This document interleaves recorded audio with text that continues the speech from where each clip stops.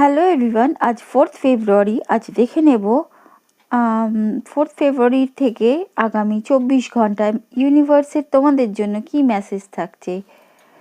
First card transformation. হ্যাঁ, transformation মানে একটা পরিবর্তন।